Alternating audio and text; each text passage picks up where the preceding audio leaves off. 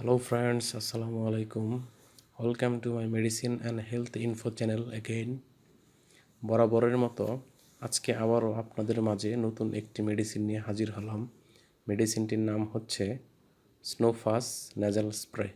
এই স্নোফাস ন্যাজাল স্প্রেটি একটি অত্যন্ত কার্যকরী ও গুরুত্বপূর্ণ ন্যাজাল স্প্রে। আজকে আমরা এই ন্যাজাল স্প্রেটি সম্পর্কে আপনাদেরকে বিস্তারিত জানানোর চেষ্টা করব, যাতে আপনারা জানতে পারেন এই নেজাল স্প্রেটির কাজ, এতে কি কি উপাদান রয়েছে, এটি কীভাবে ব্যবহার করতে হয়, ব্যবহারের নিয়ম, গর্ভবতী মহিলারা এটি ব্যবহার করতে পারবে কি না, এই নেজাল স্প্রেটির বর্তমান বাজার মূল্য এবং এর পার্শ্ব প্রতিক্রিয়া সম্পর্কে। ভিডিওটি শুরু করার আগে আপনাদের প্রতি আমার রিকোয়েস্ট, আপনি যদি আমার চ্যানেলে নতুন হয়ে থাকেন তাহলে অবশ্যই চ্যানেলটি সাবস্ক্রাইব করে লাইক, কমেন্টস এবং শেয়ার করতে ভুলবেন না। স্নোফাস ন্যাজাল স্প্রে এটি মূলত নেজাল বা নাকের স্প্রে। এটি গ্রুপ বা জেনারিক নেম হলো ফ্লুটিকাসন ফিওরেট।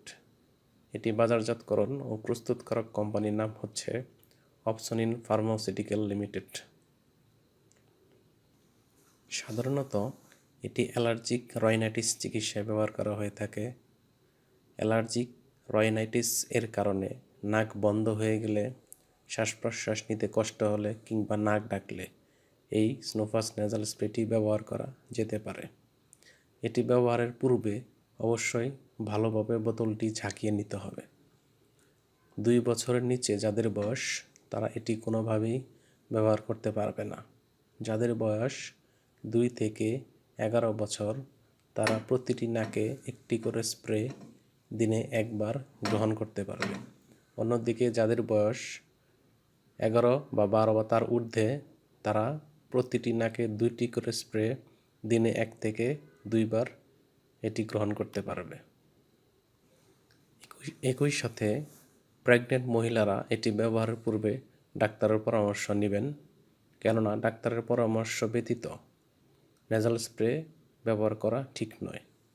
এই নেজাল স্প্রেটির বর্তমান বাজার দর 250 টাকা মাত্র। এই নেজাল স্প্রেটির কিছু সাইড এফেক্টস রয়েছে, যেমন মুখ শুকিয়ে যাওয়া, গলা শুকিয়ে যাওয়া কিংবা নাসাভঙ্গ হতে পারে। তাই সবচেয়ে ভালো এবং সঠিক উপায় হলো চিকিৎসকের পরামর্শ নিয়ে নেজাল স্প্রে ব্যবহার করা, কেননা নেজাল স্প্রে অতিরিক্ত ব্যবহার করা স্বাস্থ্যের জন্য ক্ষতিকর।